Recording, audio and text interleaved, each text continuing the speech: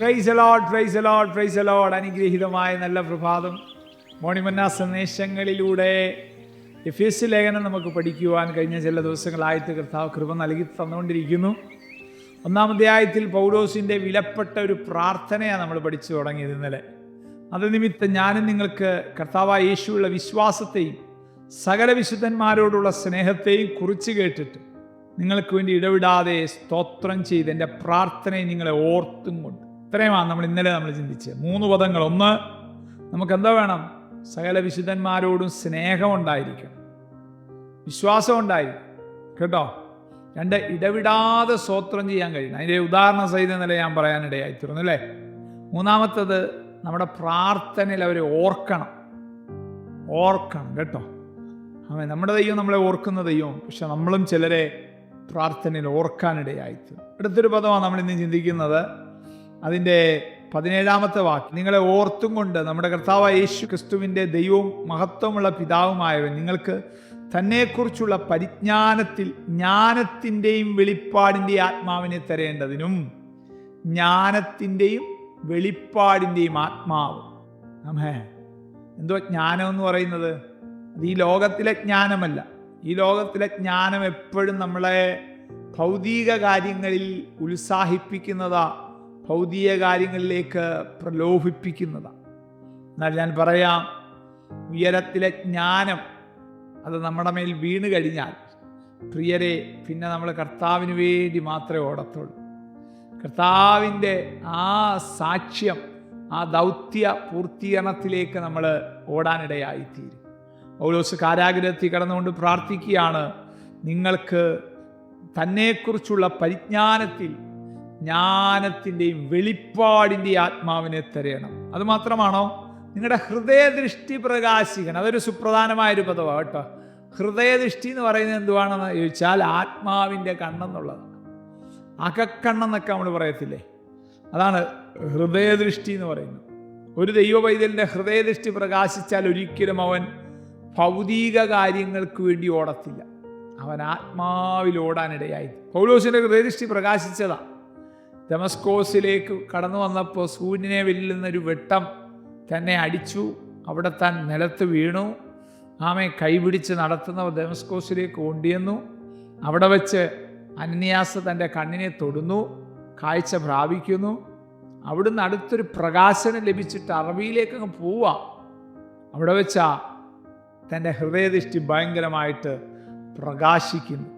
നമ്മുടെ ഹൃദയദൃഷ്ടി പ്രകാശിക്കാനായിട്ട് നമുക്ക് ഏൽപ്പിച്ചു കൊടുക്കാം. അടുത്തത്, അവൻ്റെ വിളിയാലുള്ള ആശ. എല്ലാം പിടികിട്ടിയോ? നമ്മളെ ദൈവം വിളിച്ചതിൻ്റെ ആശയുണ്ട്. നമ്മളെ വിളിച്ചത് ഇവിടെ എന്തെങ്കിലുമൊക്കെ തന്ന്, ഇവിടെ എന്തെങ്കിലുമൊക്കെ നേടി, ഇവിടെ അങ്ങ് തീരാനല്ല. പിന്നെയോ, നമ്മളെ വിളിച്ച ദൈവത്തിന് നമ്മളെക്കുറിച്ചൊരു ആശയുണ്ട്. ചോദിച്ചിട്ടുണ്ടോ, കർത്താവ് നീ എന്തിനാ എന്നെ വിളിച്ചത്? നീ എന്തിനാ എന്നെ തിരഞ്ഞെടുത്തത്? നീ എന്തിനാ എന്നെ ദത്തെടുത്തത്? നീ എന്തിനാ എന്നെ മുൻനിയമിച്ചത്? ഹല്ലേലൂയ. മാനസാന്തരത്തിൽ യോഗ്യമായ ഫലം കായ്ക്കാൻ, സമാധാന ഫലം കായ്ക്കാൻ, ആത്മാവിൻ്റെ ഫലം കായ്ക്കാൻ, അതിനാ ദൈവം നമ്മളെ വിളിച്ചേ, മറക്കല്ലേ. ആമേൻ.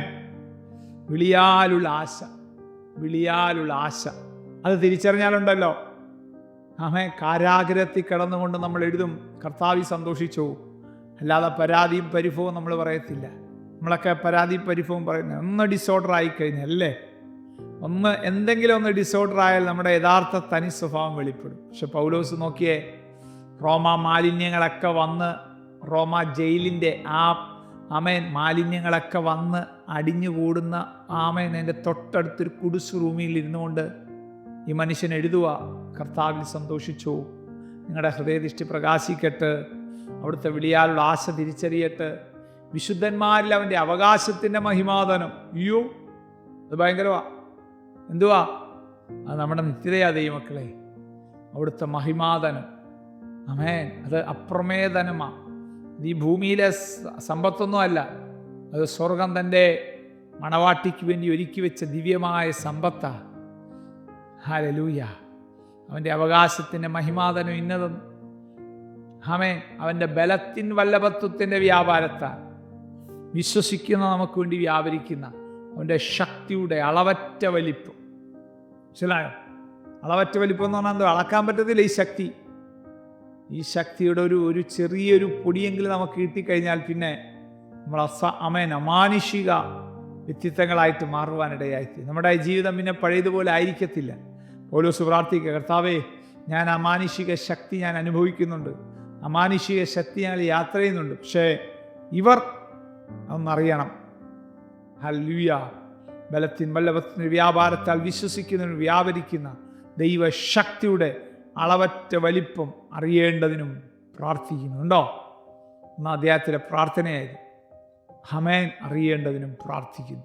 അത് ഈ വരങ്ങളിലേക്ക് നമുക്ക് ഏൽപ്പിച്ചു കൊടുക്കാം.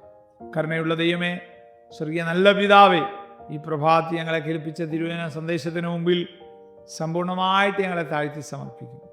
ഈ മെസ്സേജ് കേട്ടുകൊണ്ടിരിക്കുന്ന എല്ലാവരുടെയും ജീവിതത്തിനകത്ത് അത്ഭുതങ്ങൾ സംഭവിക്കട്ടെ, ദൈവപ്രവൃത്തി വെളിപ്പെടട്ടെ, യേശുവിൻ നാമത്തിൽ തന്നെ. ആമേൻ. God bless you. ദൈവം നമ്മെ അനുഗ്രഹിക്കട്ടെ.